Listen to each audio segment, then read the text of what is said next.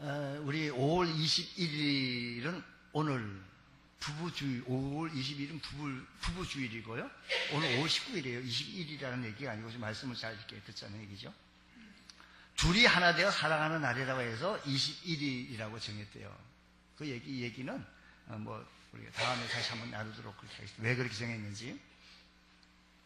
가장 대표적인 사람이 부부인데, 부부는 참 신비롭습니다.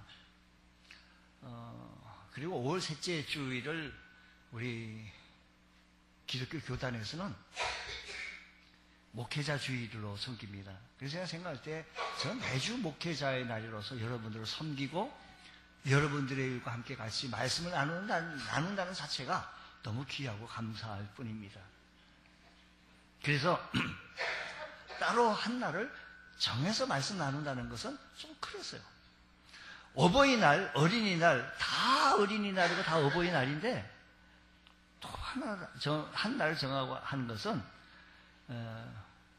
우리 성도들이 목회자가 있으면서 우리가 신앙생활 해나갈 수 있다는 것과 우리가 이 신앙생활 하는 것을 과정을 통해서 우리가 양육받고 또 다시 하나님 목회자를 통해서 하나님을 바라볼 수 있다는 것 자체가 감사하여 이 날을 우리가 선정하였습니다. 그래서 우리가 목회자의 날이라고 해서 목회자를 바라보는 것이 아니라 이를 통해서 우리가 양육을 통해서 하나님을 바라보며 하나님으로부터 보상을 받으며 은혜를 나눌 수 있는 그런 시간들 되어지기를 원합니다. 자, 우리 부부의 날을 중심으로 오늘 또 5월달은 가정의 달로서 이렇게 말씀을 나눕니다. 우리 교회 온 성도들이 부부와 함께 같이 신앙생활을 할 수 있는 날이 속히 오기를 고대하고요. 오늘은 우리 신빙 부부께서 특성을 좀 해주면 얼마나 참 좋겠는가 생각을 하다가 신빙 부부가 좀 마땅치가 않아가지고 그러면 노빙 부부가 좀 할까? 그것도 좀 잘 안 돼서 오늘은 했습니다. 내년에는 신빙이든 또 아니면 또 연세 드신 어르신 부부가 하시든지 좀 해주시면 아름다운 우리 또 모습이 되어질 것입니다. 전혀 남남이면서 자기 몸같이 살아가고 가장 가까우게 있으면서 그 존재를 의식하지 못하고 사는 이 부부. 평소에 있는가 없는가 모르다가 없으면 허전하고, 미국에서 목회하시던 목사님이 목회를 열심히 하셨어요. 근데 사모님이 돌아가셨어. 또 먼저 돌아가실 수도 있고 그럴 수도 있는 거 아니겠어요, 인생은요? 그래서 또 목회에 너무 충격을 또 받고 해서 머리도 식힐 겸 그래서 한국에 잠시 방문한다고 해서 한국에 왔습니다. 친구 목사들이 알고 좀 한국에 왔다가 좀 머리도 식혀가고 좀 이렇게 좀 한국 좀 오라고. 미국에 사시는 분들은 우리 한국에 있는 사람들 미국에 그렇게 가고 싶은 마음이 그냥 1% 별로 없잖아요, 우리들은요. 가게 되면 꼭 이러는데, 거기에 사시는 분들은 한국을 그렇게 그리워해요. 우리도 거기 가서 살다 보면 그렇게 굉장히 그리워. 한국의 음식도 그립고요. 한국이 서울이 이렇게 변했다, 이런 뭐가 했다라고 한다면 굉장히 보고 싶고, 뉴스도 한국 뉴스 보고 그래요. 그래서 이 차에 마음도 정리 수술이고 하기 위해서 그 목사님이 한국에 한 안식월을 맞이해서 안식월을 좀 교회에다가 청탁해서 그래서 한국에 좀 와서 여행도 하고 한국 음식도 먹고 한국 문화도 받고 한국 사람 친인척도 지인도 만나고 그리고 시간을 보냈어요. 그리고 LA 공항에 도착했는데 내가 지금 어디로 가야 되지? LA 공항에 도착했는데 어디로 가야지? 일단 생각한 거지. 그 목사님은 미국에서 20년 이상 오래 생활하셨고 자녀들도 거기서 다 이렇게 결혼시키고 했는데 집에는 집사람이 없으니까 내가 어디로 가야지? 라고 생각할 때란 거예요. 그 집에는 집사람이 있어야 되는데 집에는 집사람이 없어서 내가 지금 어디로 가지? 그 LA 공항에서 그 캐리어를 끌면서 무슨 버스를 타야 되지? 자기 나와주면 픽업 해주러 나온 사람도 없고 한동안 망설였다라고 하는 이런 얘기를 제가 들었어요. 어떤 분이 이런 얘기합니다. 아내가 남편에 대해서 이렇게 부인이 남편에 대해서 이렇게 썼어요. 집에 두고 오면 그 인간이 밥을 먹었나 안 먹었나 늘 근심덩어리고, 같이 다니면 그냥 천방지축 그냥 사춘기 아들 그냥 짐덩어리. 혼자 어딜 보내면 걱정덩어리라는 거예요. 또 마주 앉으면 그 이와 같은 왼수가 또 없대요. 마주 앉으면 왼수 덩어리 뭐 이런 얘기 묻자고 하는 얘기를 썼으니까. 여러분, 건강한 부부가 각자의 역할을 잘 감당함으로 즐겁고 행복하고 복된 가정을 이루어나가는 이 부부가 건강해야 가정도 건강하고, 또 가정이 건강하다 보니 교회도 건강해지고, 또 그러다 보니 하나님께 영광이 되고 내 마음이 즐겁고 감사하고 기쁘고 은혜가 되어집니다. 하나님은 아담이 홀로 독차하는 것을 보시고 좋지 않게 여기셨습니다. 그래서 아담이 갈대로 하와를 만드셔서 그들을 짝지어 하나님이 짝지어 주게 해주셨으니 정확한 거 아니겠습니까? 사람이 내 눈에 들어가지고 갑자기 한눈에 반해가지고 결혼했는데 두 눈 뜨고 보니까 이 사람이 그 사람이 아닌 거예요. 그래서 실망했다는 얘기가 있는데, 하나님이 짝지어 주셨으니 이거 정확한 하와를 부인을 맞이하고 행복하게 살아나가게 되어졌던 이런 가정의 얘기. 그 가정 속에서도 죄가 들어오게 되어졌고, 그 가정 속에서도 또 이런 사탄의 시험이 있었던 것을 우리는 바라봅니다. 하나님은 우리가 행복하게 잘 살기를 원하십니다. 그러므로 우리는 어찌하든지 하나님 뜻 안에서 행복하게 살아야 합니다. 그래야 하나님이 기뻐하십니다. 우리가 어떻게 하면 행복한 부부 생활을 할 수 있는지, 우리가 이 원리, 우리가 이 가정의 달을 맞이해서 부부 말씀을 나누는데 참 부담스러운 주제예요. 요즘은 이혼들도 참 많이 합니다. 그리고 그것이 큰 흉이 아니라고들 해요. 그러나 우리 성경적으로 우리 다시 한번 바라보면서 우리 한번 하나님의 말씀을 통해서 우리 부부가 다시 한번 또 한 몸이 되어진다면 얼마나 하나님께 영광이 되고 우리가 평안한 가정이 되겠느냐라는 것입니다. 그래서 성경은 뭐라고 말씀하는지 오늘 읽었던 말씀 다시 한번 말씀 보면 31절 말씀 보면, 그러므로 사람이 부모를 떠나 그 아내와 합하여 그 둘이 뭐예요? 한 육체가 될지라고 했습니다. 부부는 결혼을 통해서 부모를 떠나게 됩니다. 그래서 남자는 아버지와 어머니부터 독립을 하게 되고, 여자는 결혼과 함께 친정이 되어버립니다.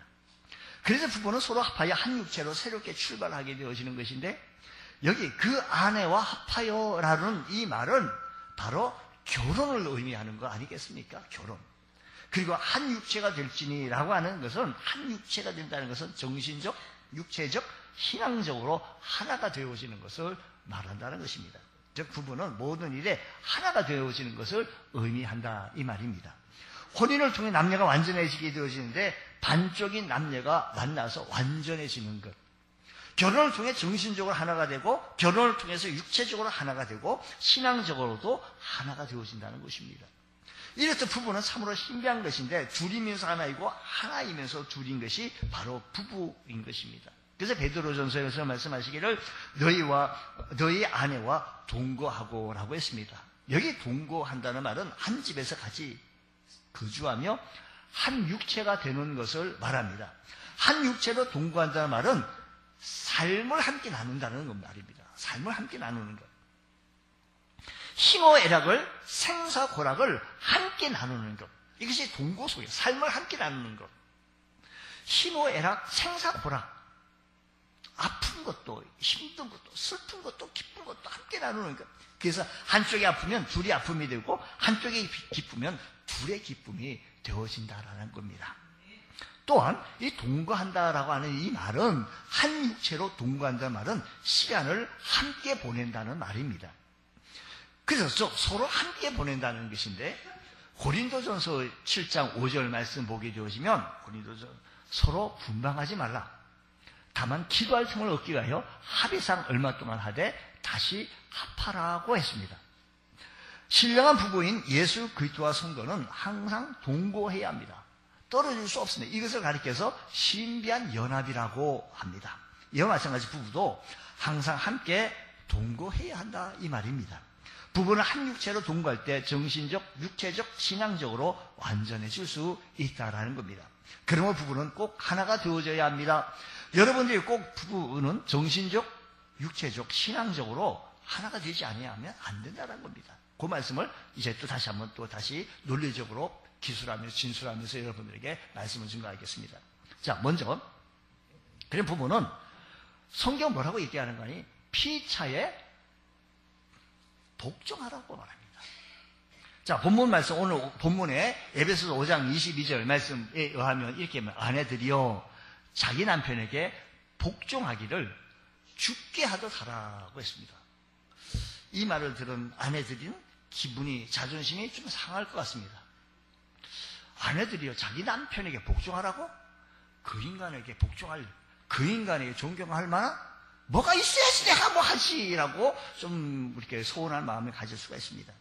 근데 이 말씀을 22절 이 말씀을 이해하려고 한다면 그 앞에 절을 이해를 해야 합니다. 22절 앞에 절 몇 절이죠? 21절 말씀 보면 이렇습니다. 그리스도를 경외함으로 어떻게 해요? 피차 복종. 예수님을, 주님을 경외함으로 말미암아 피차 복종하라는 겁니다.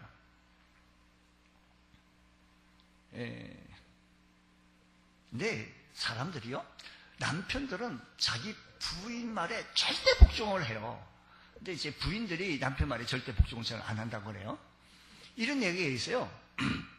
예전에 임금이 남자다운 남자를 좀 뽑고 싶었어요. 남자다운 남자를 좀 선택해서 좀 나라를 좀 막 이끌고 싶은데 무슨 시험 문제를 좀 낼까? 무슨 문제를 내서 하면 좋겠나? 해서 아침에 남자다운 남자라 해서 요즘 공무원 시험 치르면 수만 명이 와가지고 시험을 쳐요. 마찬가지로 그 시대도 너무 힘드니까 나라를 위해서 뭐 이렇게 취직한다는 것은 좋겠다 싶어서 다 왔어요.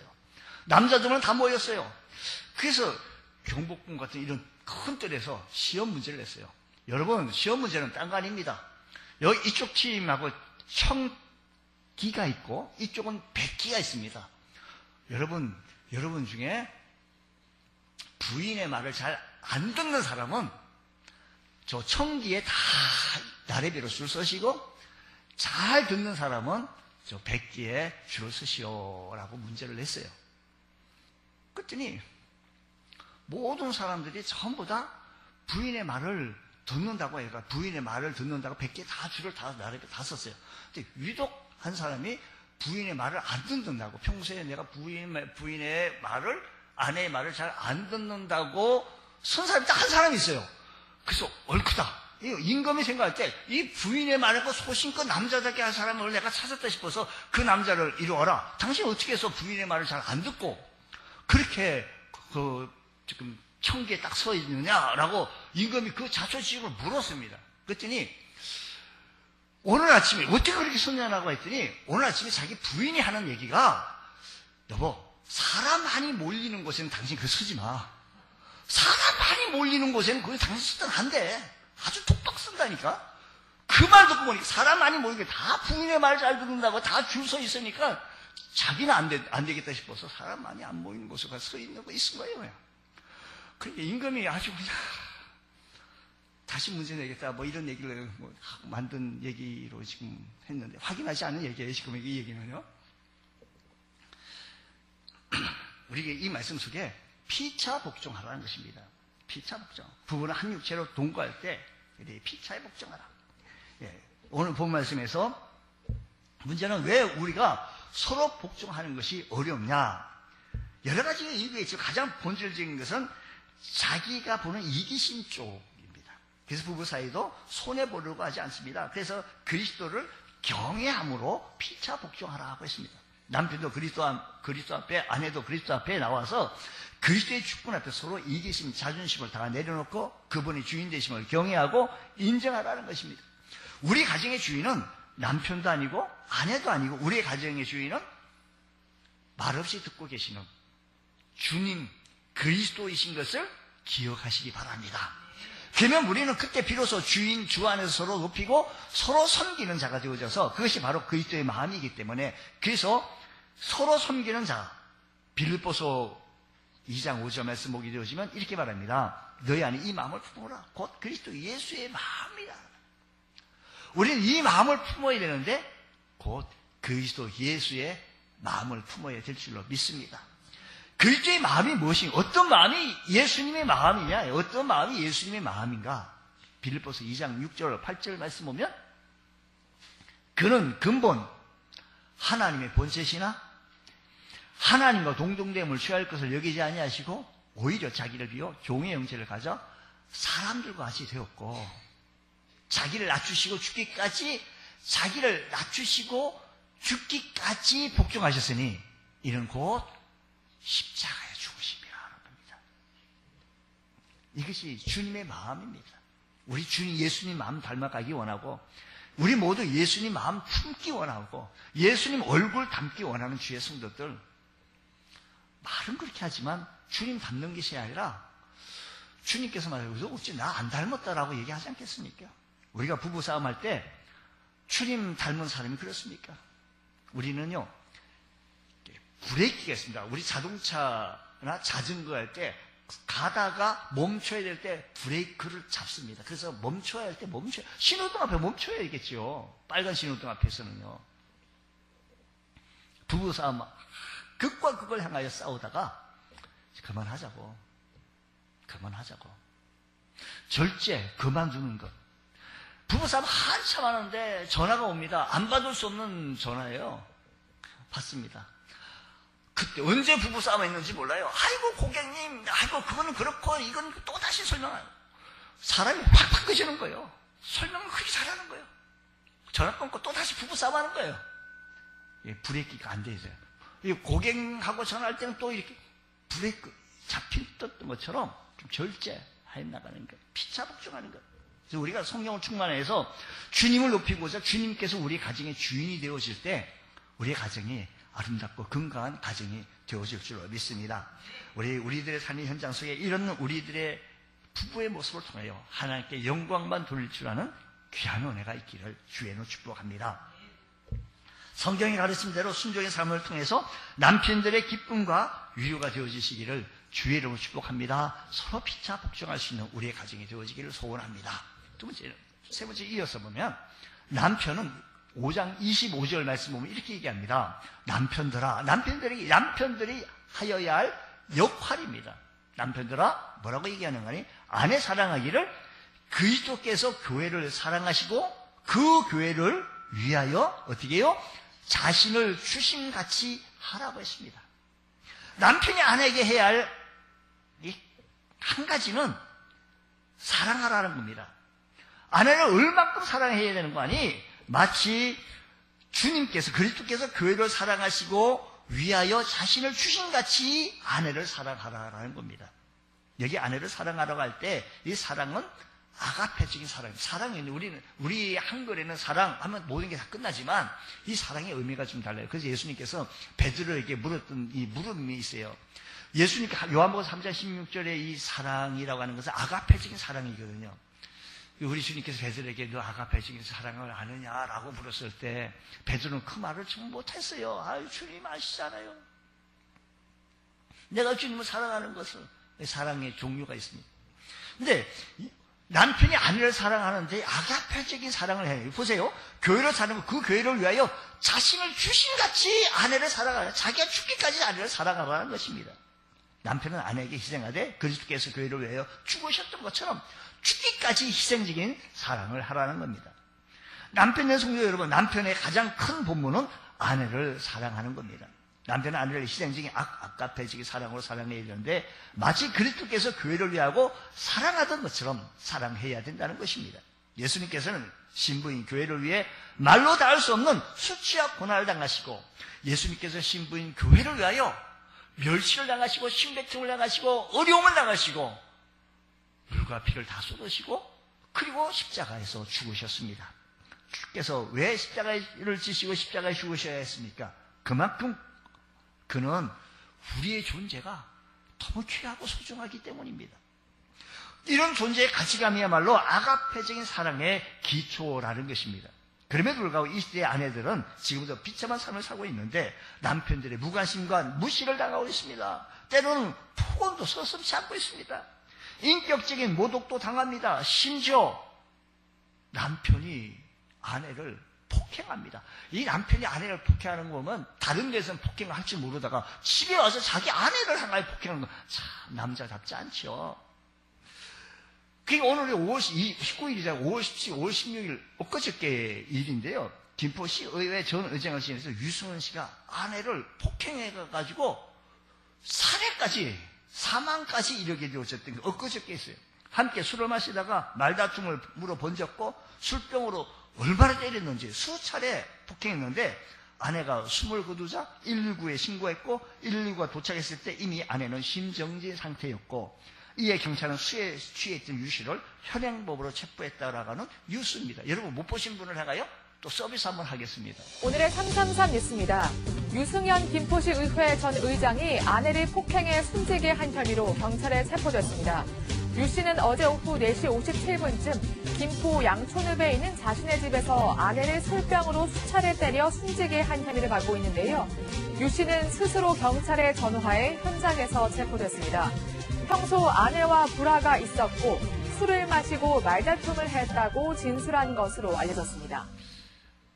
하나님 말씀을 자세히 보면 아내들에게 할애한 성경의 할애, 많은 양을 할애한 것이 아니라 남편들에게 많은 부분을 할애했는데 부부관계에 온전한 연합을 깨트리는 폭이 아내라기보다 남편 쪽이 많기 때문에 그러지 않겠는가 싶어서 하나님께서 남편에게 할 말이 많으셨던가 봅니다. 그러면 여러분 아내가 밥 먹고 사는 것이 아니라 아내들이 남편의 사랑 먹고 사는 것이 밥 먹고 사는 게 아니라는 것을 볼 수가 있다는 것입니다. 남편의 아내의 사랑의 실패의 가장 큰 원인은 남편들이요 사랑의 방법을 잘 몰라요. 부지예요. 사랑할 줄 몰라요. 사랑해서 결혼했지만 사랑하며 살아가는 방법을 잘 몰라가지고 평생 힘들게 살아가는 부부가 우리 주변에는 참 많이 있다는 겁니다. 그래서 28절 본문 말씀은 자기 아내 사랑하기를 자기 자신과 같이 할지라. 자기 누구 사랑? 여러분 자기가 지금 내가 감기 기운이 있네? 그러면 어떻게 해야 되는가? 몸을 보호하고 또 뭐 어떤 약을 먹어야 되고 어떤 조치를 취하는 것처럼 자기 자신이 몸같이 살아가라는 겁니다. 우리가 어떻게 우리 몸을 사랑합니까? 몸을 사랑하면 자기 몸에 민감해요. 자기 몸이 너무 민감. 내가 지금 뭘 먹었는데 지금 뭐 이상하네? 속이 부글부글하네? 몸의 필요와 민감을 하는 거야. 내가 지금 아침 늦게 먹었는데 벌써 배가 고파. 아침에 이렇게. 그러면 점심 때 뭐가 먹고 싶으네? 민감해서 그래, 민감해서요. 민감하지 않으면 이상한 거죠. 점심은 오늘은 뭐 어떤 걸 선택해야겠다고. 대부분의 경우 남편들은 스스로 자기 아내를 학대하고 있다고 생각하지만 아내들은 남편에 대해 학대를 느끼며 살고 있다는 아내들의 그 외침 소리를 우리가 들으면서 우리 사랑할 줄 아는 사랑하며 살아가는 방법을 모르고 있다는 겁니다. 그럼 어떻게 해야 돼요? 자신을 사랑하는 같이 내가 내 자신에 민감하는 것처럼 자기 아내에 대해서 민감해 보자라는 겁니다.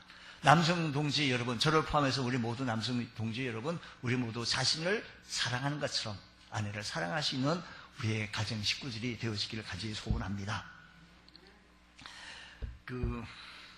행복한 부부들에게 발견되는 5가지 공통점이 있는데 행복한 부부들은 서로 상대의 장점을 바라보며 살아가는 부부라는 겁니다. 우리들이요, 저는 이걸 자료를 이렇게 보고 모든 사람에게는 장점도 있고 단점도 있습니다. 중요한 것은 사람들이랑 이런 장단점을 서로 안고 살아가며 결혼하는데 결혼하기 전에는 상대방의 장점만 바라보고 교제하고 살다가 한눈에 반해서 결혼했는데 두 눈 뜨고 보니까 이게 아니더라는 얘기죠. 근데 단점을 바라보면서 힘들게 되어지는 것인데 사실 부부가 살아가면서 비록 단점이 있음에도 불구하고 장점 바라보고 살게 되어지면 장점을 보고 일하게 되어지고 장점 바라보고 감수하게 되어진다는 사실을 기억하시면서 장점 바라본다는 사실, 이 말씀을 제가 보면서 교회 내에서도 마찬가지예요. 우리 교회 성도들, 저를 포함해서 우리 모두 장점도 있고 단점이 있습니다. 아무개 집사 장점이 있고요. 아무개 단점 많아요. 허물이 많아요. 흉이 많다는 얘기예요. 왜요? 나를 건드리기에 나 부족한 것, 나 연약한 것 더 투성이니까.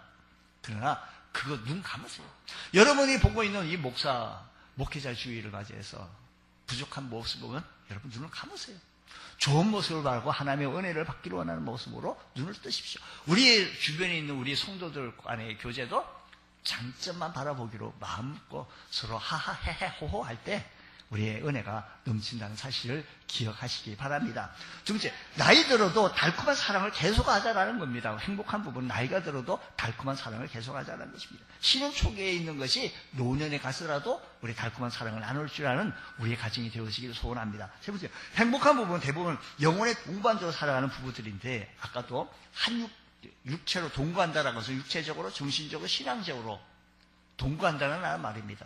그래서 여러분, 신앙적으로 동거한다라고 하는 이 말은 우리가 한 교회에서 오늘 우리에게 주신 말씀을 받았습니다. 이 말씀 받았으면 내가 우리 부인하고 같이 서로 오늘 목사님 말씀이 이래 있는데 이 말씀은 내가 이렇게 은혜를 받았고 이 말씀이 통해서 우리에게 주어진 말씀으로 이걸 붙잡았다고 서로 말씀을 나눌 수 있는 것, 서로 이 말씀을 통하여 얘기할 수 있는 것.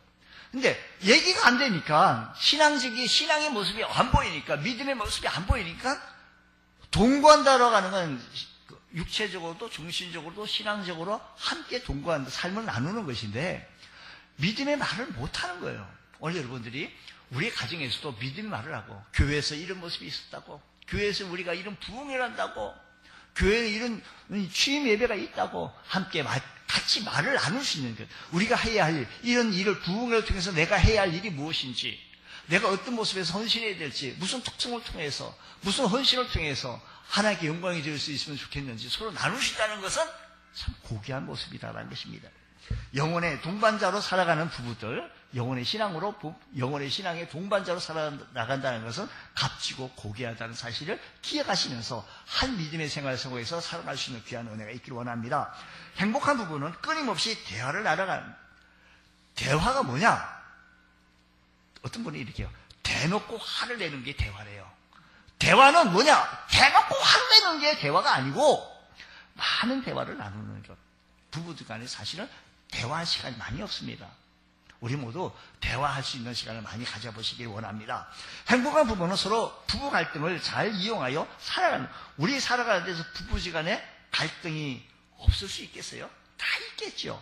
근데 이 갈등을 잘 이용하며 살아가는 이 부부, 사랑해서 결혼했지만 살다 보니 의견 충돌도 있고 습관이 충돌이 되어집니다. 당신은 맨날 어떻게 양말을 벗어가지고 여기 한 짝 놓고 저기 한 짝 놓느냐고.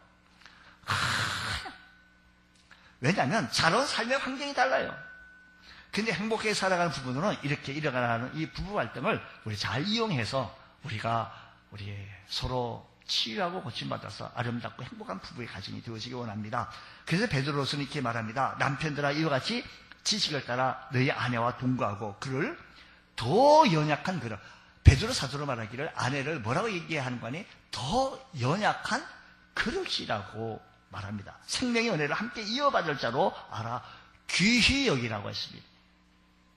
베드로서 전서 3장 7절 말씀, 귀한 말씀입니다. 여기서 남편이 아내가 다 같은 그릇을 표현했는데 아내는요 상처받기 쉬운 연약한 그릇이라는 겁니다. 3장 7절 말씀은 남편들아 이와 같이 지식을 따라 서로 아내와 동거하고 그를 더 연약한 그릇이요 생명의 은혜를 함께 이어받을 자로 알아 귀히 여기라는 거예요. 귀히 여기라. 그런데 아내들은 더 연약한 그릇, 더 깨어지기 쉬운 그릇인데 우리가 유리 그릇을 조심스럽게 다루는 것은 잘못하다 깨질까 봐 바로 이와 같이 아내를 조심스럽게 대하라는 겁니다. 또 생명의 은혜를 유업으로 함께 이어받을 자이기 때문에 하는 겁니다. 이것은 하나님께서 아내를 귀히 여기심으로 남편도 아내를 존귀하게 여겨야 한다라는 것입니다. 또한 하나님과 교제가 막히지 않게 하기 위해서 아내를 귀히 여겨야 한다는 것입니다. 우리가 아내를 귀히 여기고 늘 부부싸움하다 하나님께 기도가 잘 안 돼요. 귀히 여기라는 말은 여러분이 가지고 있는 보석, 여러분이 가지고 있는 금을 귀히 여기잖아요. 이처럼 귀히 여길 수 있는 것. 우리들의 삶의 현장이 되어지길 원합니다. 그러기 위해서 남편이 아내를 알아야 합니다. 그래서 사도 베드로는 지식을 따라 아내와 동거하고 아내를 귀히 여기라고 말씀하셨습니다. 여기서 지식을 따라라고 하는 말은 모든 것을 사려 깊게 생각하는 것, 섬세하게 고려하는 것, 생각하는 것을 말합니다. 요즘 아내의 상태가, 건강 상태가 어떠한지, 어디가 안 좋은 데가 있는지, 아내의 연약함이 무엇인지, 강증이 무엇인지, 내가 도와주고 격려할 부분이 무엇인지 좀 더 세밀하게 노력해 볼 수 있는 그런 시간들. 우리 부부가 우리 건강해서 우리 교회, 우리 성도들의 가정이 모두 건강한 가정들 다 되어지기를 소원합니다. 네 번째는 아내는 남편을 높여줘야 합니다. 그런데 남편은 그렇다 치고, 그럼 아내는 뭐냐? 아내는 뒤에 나를 나만 떠받들라고 그냥 상자예요. 우리 뭐 어떤 부부를 보면 그냥 맨날 그냥 자기 부인이 맨날 그냥 남편이 그냥 뭐 내가 보더라도 그냥 입에 혀처럼 해요. 내가 보더라도 세상 그냥 너무 의지하는데 그 아내는 부인은요 늘 그냥 맨날 자기 남편을 쥐잡듯이 해요 그냥. 근데 쥐잡듯이 하는 것이 아니라 남편을 높여줘야 합니다. 그래야 남편은요 또 이게 남편은 어떤 할아버지가 할머니가 사는데 할머니가 한 말이에요. 할머니가 한 얘기야. 당신의 근육이 옛날 젊었을 때 총각대 근육과 똑같네. 이 말 한마디 듣고 가가지고 그 다음날 아침에 올라가 보니까 할아버지 안 계시는 거예요. 옥상에 올라가서 아령 들고 그냥 근육 키우느라고 아령 들고 막 땀 빨빨 흘려요. 자기 부인 할머니가 한 말 때문에 그냥 근육이 옛날과 같다라고 하니까 그 말이 흥이 나가지고 그냥 옥상 올라가지고 그냥 엮기 든다고 자기 근육 키우는 거예요. 높여줘야 합니다. 성경 에스더에 보면 와스디가 폐위됩니다. 왕비가 왕의 요청을 거절하는 이 사건 때문에 폐위되어지는 거죠. 그래서 에스더서 1장에 보게 되시면 아하수르 왕이 명하여 왕후의 와스디를 청하여 오지 아니하였는데 왕후의 행위의 소문이 모든 부녀에게 그 시대의 모든 여자들에게 전파되면 저희들도 그 남편을 멸시할 것 같다. 그래서 1장 20절 말씀 보게 되시면 왕의 조서가 이 광장 전국에 반포되어서 귀천을 물어하고 모든 부녀가 그 남편을 존경하게 하라는 겁니다. 그러니까 그래서 왕이 그 왕비의 자리를 폐위하게 되어진 겁니다. 물론 폐위를 근의하는 비서관의 얘기가 오는데 두 가지 중요합니다. 이 세상 모든 남편들이 멸시를 받을 가능성이 있다는 겁니다. 남편들이 존경받기를 위해서 폐위시켰다는 것이 합당하다는 것입니다. 이 얘기가 전파되어져야 한다는 것입니다. 물론 이게 왜 와스디가 안 갔냐 이것을 연구하고 조금 더 다뤄봐야 할 얘기가 있습니다. 하지만 그 당시 여권이 철저하게 무시당하는 시대였기 때문에 우리가 이러한 상황을 충분히 이해할 수가 있습니다. 그럼에도 불구하고 우리는 여기서 남자들의 마음의 한 가지 하나는 뭐인 거 아니? 좀 존경받고 싶고 좀 세워주기를 원한다는 겁니다. 아이고 맨날 당신 하는 것이 그 모양이지. 아이고 못 나가지고 이런 얘기 자꾸 구박을 해보세요. 힘들합니다. 남자는 끝까지 붙들고 있는 거 하나가 있다면 존경받고 싶은 얘기입니다. 남자의 수염을 왜 안 깎는지 아세요? 수염을 잘리게 되어지면 자기는 죽는 줄 알아요. 아하수에로 시대에나 지금도 마찬가지입니다. 나를 무시한다? 나에게 완전 면박 줬다? 못 참습니다. 행복한 부부 생활의 가장 중요한 열쇠 중 하나는 아내가 남편을 존중해주는 자세가 참 중요하다라는 것입니다. 그렇더라도 우리가 이렇게 우리 가정 속, 우리들의 삶의 현장 속에서 좀 부족하더라도, 좀 볼품이 없더라도, 연약하더라도 우리 함께 세워주고 높여줄 수 있는. 그런데요, 부부지간에 아내가 남편을 세워주고 높여주는 것도 중요하지만 교회 내에서도 마찬가지예요. 우리가 서로 저 인간을 바라보면 자기 밑에다 함량 미달이고 대결 우바로시며 하나님이 좋으래 살아봐도 하지만 서로 높여주고 세워줄 때 우리의 아름다운 공동체가 형성되어진다는 사실을 기억하시면서 우리가 서로 높여주고 세워줄 수 있는 그런 귀한 은혜가 있기를 원합니다. 이거 우리가 목회자주의를 맞이해서 목회자를 저 병신 아이고 저게 뭐요? 목사요? 맨날 그렇게 주눅들게 한번 해봐요. 뭐 목회를 해낼 수가 있겠어요?